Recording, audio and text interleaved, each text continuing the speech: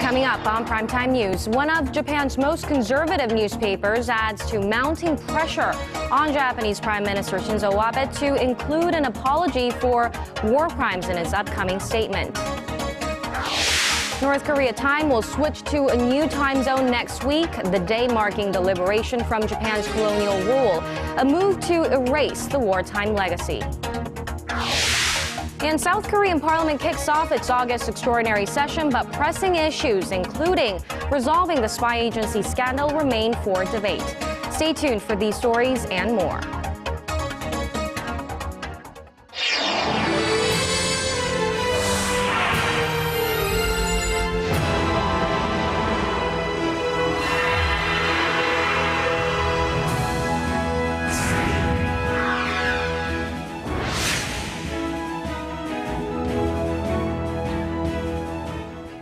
Hello and welcome to Primetime News on this Friday, August 7th. I'm Hwang Ji-hye. And I'm Daniel Choy. Thank you for joining us.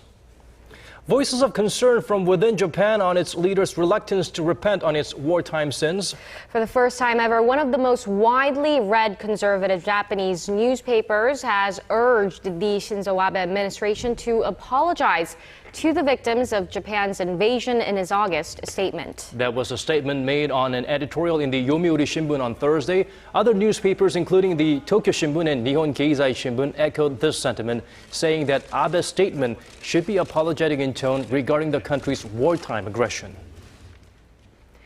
And calls are not just coming from inside Japan. U.S. officials are urging Abe to sincerely apologize for the atrocious crimes Japan committed during World War II. This comes as a panel advising Abe on his August statement has told him to mention Japan's wartime aggression in his address. Our Connie Kim reports.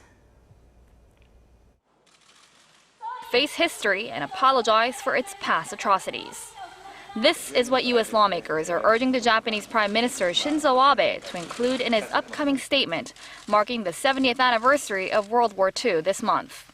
In a commentary to Seoul-based Yonhap News Agency, Congressman Mike Honda said Thursday, Abe should not miss the opportunity to apologize to women tortured by Japan during wartime, especially as time is running out for the few remaining survivors. Congressman Charles Rangel echoed the sentiment, saying if Abe acknowledges Japan's historical wrongdoings in his statement, it'll affirm the administration's pursuit for peace and human rights issues. The newly adopted so-called Comfort Women Resolution by the Chicago City Council adds weight to such growing voices.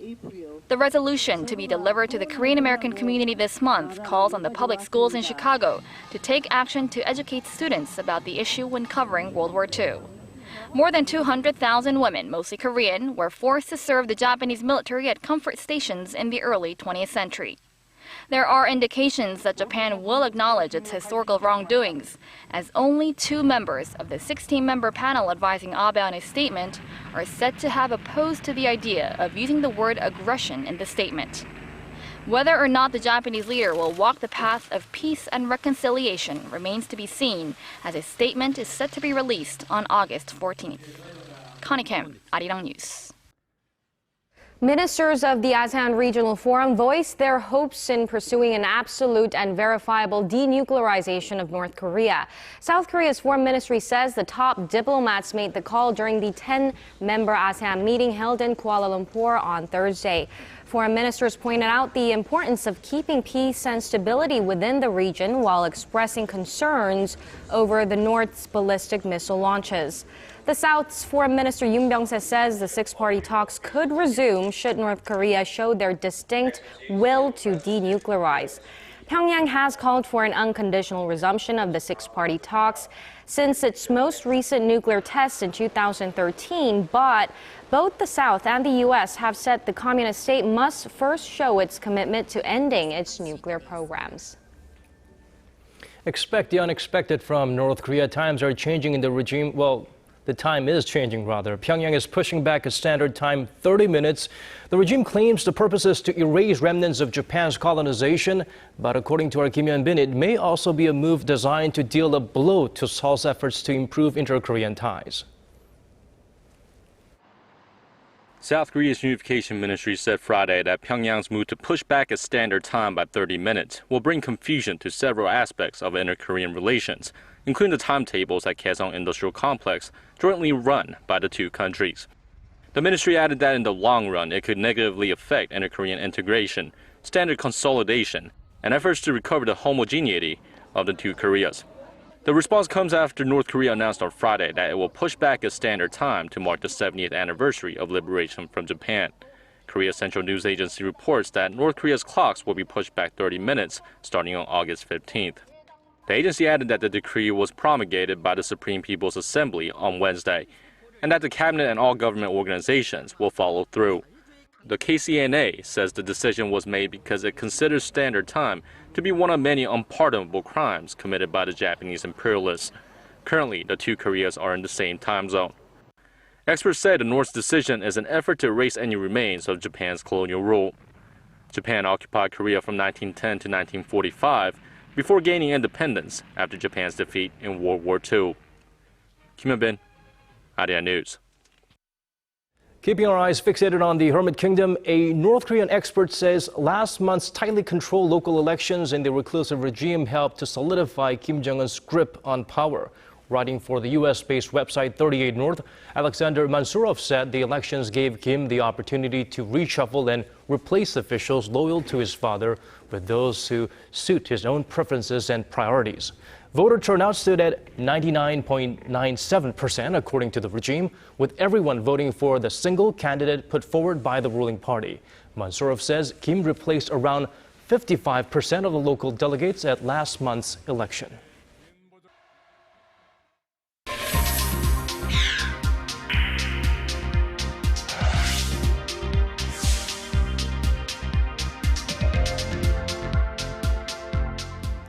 The August extraordinary session began today, but with the main rival parties refusing to budge on a number of issues, this session and a key parliamentary inspection of the government set for September could end up yielding very few results. Our Park Ji-won reports. This month's assembly session has started, but the rival parties have still yet to agree on a specific timetable as they remain at loggerheads over a number of pressing issues. Given the lack of scheduling, the August session looks set to be another grind. The main sticking points are the surveillance allegations surrounding the spy agency and the redrawing of electoral districts for next year's general elections set for April. The latter being particularly urgent, the National Election Commission has requested the Assembly complete the redistricting process by August 13th, as the nation's election law states that new constituencies should be confirmed 6 months before the general elections. The ruling Saenuri Party rejected the main opposition New Politics Alliance for Democracy's latest proposal on the matter. The NPAD suggested a region-based proportional representative system in exchange for accepting the ruling party's proposal for an open primary system of selecting candidates. But with the Saenuri Party rejecting that proposal, the parties will have to go back to the drawing board. Reforming the nation's labor market is another potential flashpoint for this month's session. In line with President Park Geun-hye's speech on Thursday, the ruling party has vowed to support the administration's plan to make the labor market more flexible. It hopes to finalize the reforms by the end of the year through the nation's Tri-Party Commission of Labor, Management and Government. However, the NPAD hopes to discuss the matter within a new committee, one not only aimed at labor market reform but also overhauling the management structure of Korea's family-run conglomerates. This month's extraordinary session was convened with the aim of approving the government's budget settlements for last year, as well as approving a number of economic-related bills. The need to prepare for the parliamentary inspection of the government that will take place for 20 days next month was another big reason for the opening of this month's session. However, given the current political climate, it seems likely that the standoff between the two parties will spill over into September's regular session. Park Ji-won, Arirang News. It looks like public workers in Korea will have to work harder than before if they want to earn a little extra money and potentially climb up the career ladder faster. Performance-based incentives are likely to be expanded in the public sector as part of President Park Geun-hye's drive for major economic reforms. For this report, we have our Han Da-eun. Lack of efficiency and productivity have been a chronic problem in Korea's public sector, where the wage system is based on seniority rather than performance. But a change may be in the works. Following President Park Geun-hye's address to the nation on Thursday, the Ministry of Personnel Management said it's pushing for an expansion of performance-based incentives for public workers.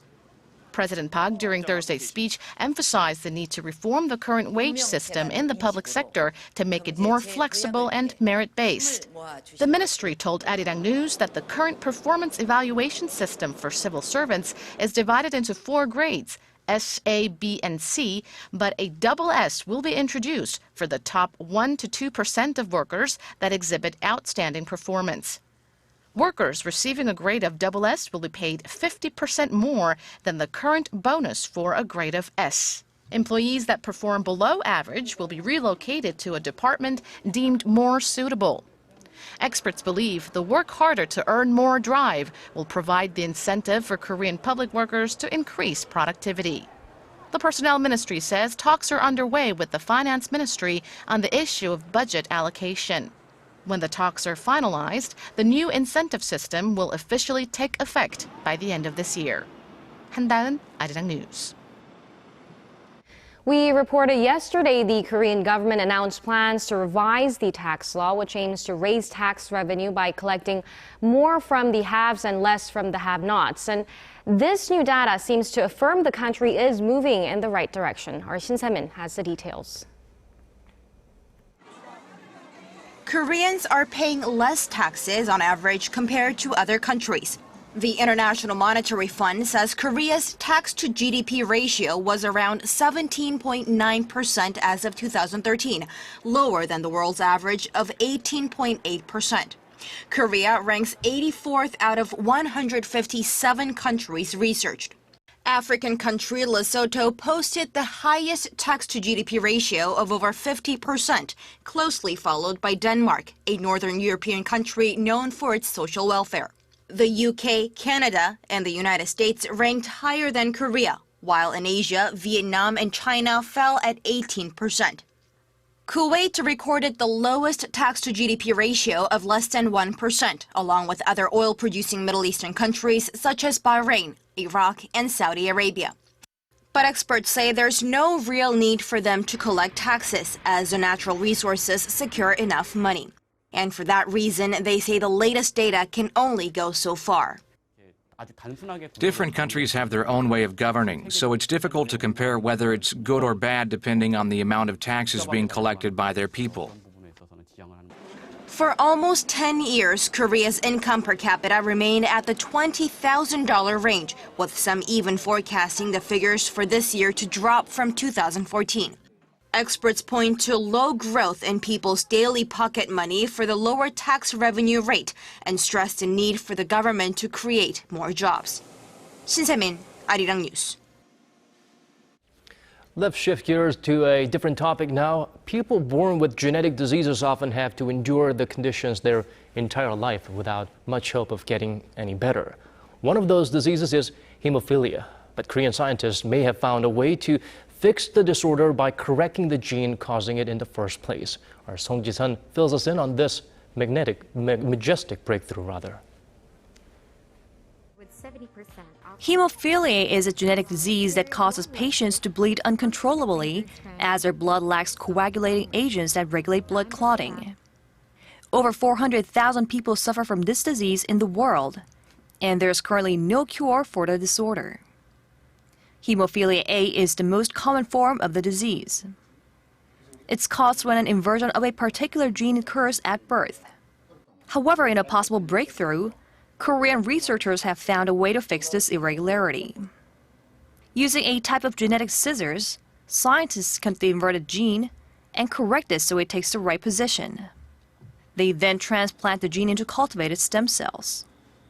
Tested on mice, those given the fixed gene live twice as long as those without it. Nearly half of all hemophilia patients suffer from severe symptoms, and half of them have the disease because this gene is inverted. We believe this technique could be applied to other forms of the disease that are derived from a similar mutation. While many more studies need to be done, clinical research on humans could begin within the next 10 years. The gene correction procedure could replace the medication-based treatment for hemophiliacs, which requires regular injections throughout a patient's lifetime. The research was published in the July online edition of Cell Stem Cell. 송지선, Arirang News. If you're still planning your weekend, here's one suggestion. How about paying a visit to a meaningful event that's being held at the city set to host the upcoming Winter Games? The 5-day special music and arts festival is being held in PyeongChang. Our Kim Ji-hye went there to check it out. Take a look. This upscale resort in Gangwon province is a popular destination for many Koreans to travel due to the lush landscape and fresh air. But dig into its history, and this was the location for the 2013 Special Olympics World Winter Games. That event was an impetus for breaking down barriers for intellectual disabilities. To honor the spirit of the Games, this special music and arts festival is held right here every year. I think hosting this event sends an important message toward people with physical or intellectual disabilities so they can achieve anything, and society needs to give them the opportunity to do so. One of the performers is pianist Nicholas McCarthy of England. He was born without a right hand, but that didn't keep him from a career playing the piano.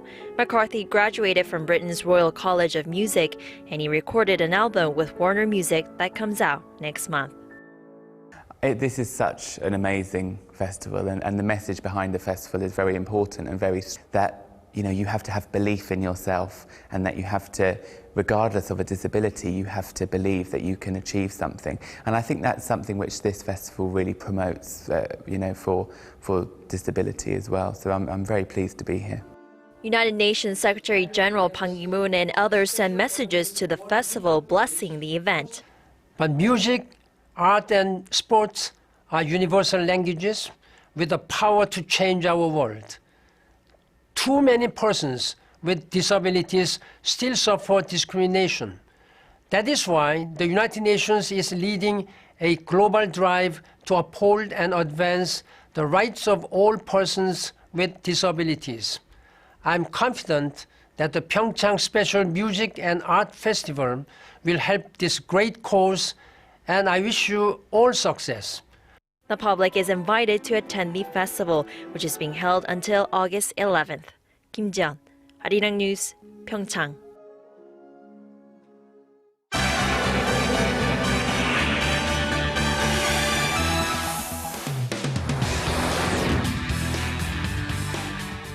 For the top international news headlines, we turn to our Lee Sun-ho at the News Center. Today's focus: regardless of substance, Donald Trump made a lot of noise at the presidential debate. A French hostage in Yemen is released, and Jon Stewart takes one final bow at The Daily Show. But first, Donald Trump, if drawing any kind of reaction from the audience is what really matters, he certainly delivered.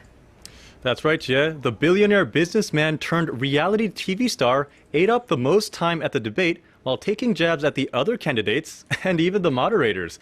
But for all the boos from the crowd, there were just as many cheers. Our Hwang Ji-hye has this story.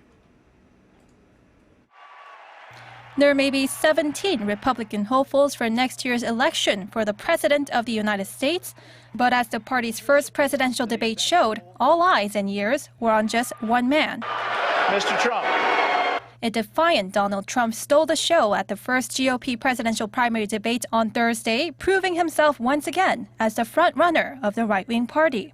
The televised debate hosted by Fox News invited the top 10 Republican candidates, including Donald Trump, Jeb Bush, and Scott Walker.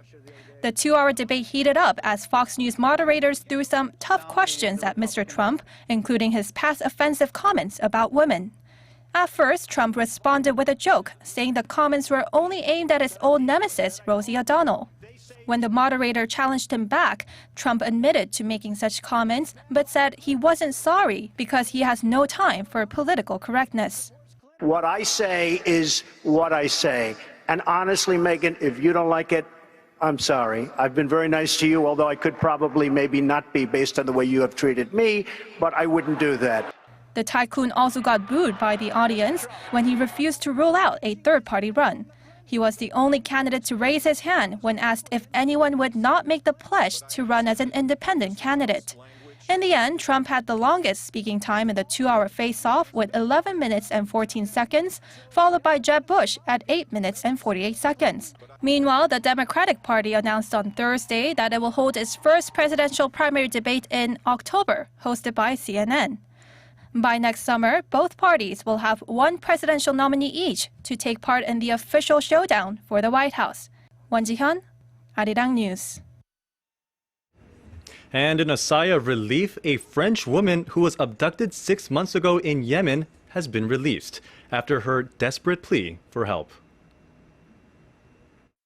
Mr. Hollande and Mr. Hadi, my name is Isabel. I've been kidnapped 10 weeks ago in Yemen, in Sana'a.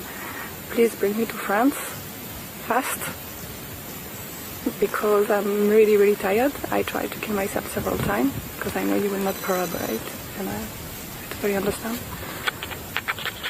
Isabel Prim was freed on Thursday night, according to France's presidential office, and said that she would be sent back to France immediately.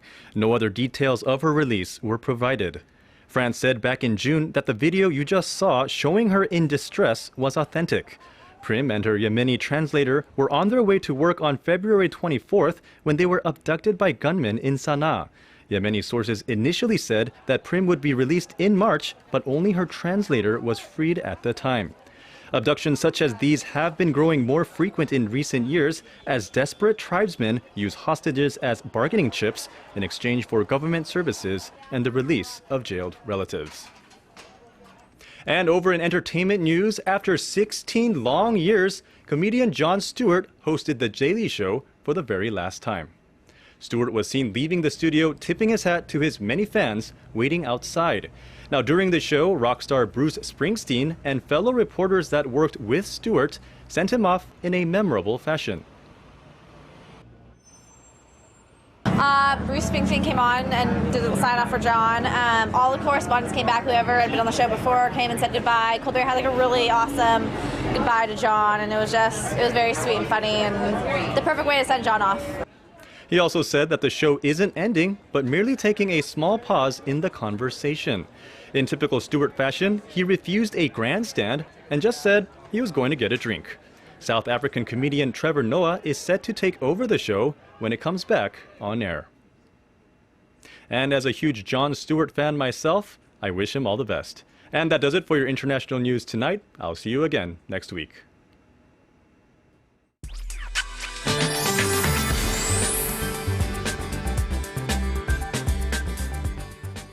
Another set of record-breaking temperatures was observed across the nation today, with most regions registering highs in the upper 30s this afternoon. And the year's first heat wave warning was issued for Seoul, where the mercury hit a scorching 34.4 degrees Celsius. And if you're in the capital area, I hope the pop-up shower didn't catch you off guard this afternoon, but if it did, then be ready for some more tomorrow, as chances of sporadic showers are similar to today, especially in the inland regions. But don't expect the rain to bring relief from the current heat, as the daily high here in the capital will soar to 34, and Daegu and Gwangju will rise to 35, while Busan tops out at 31. And as for the other parts, it seems like Daejeon and Jeju Island will see a high of 35 and 33, while Dokdo rises to 28. So even if tomorrow is Ipchu, traditionally regarded as the beginning of fall, heat will still stick around, with Sunday expected to be as bright and hot as today. But on a brighter note, conditions are predicted to cool down starting next week, with a nationwide rain to forecast for your Wednesday. But that's all for Korea, and here's international weather for viewers around the world.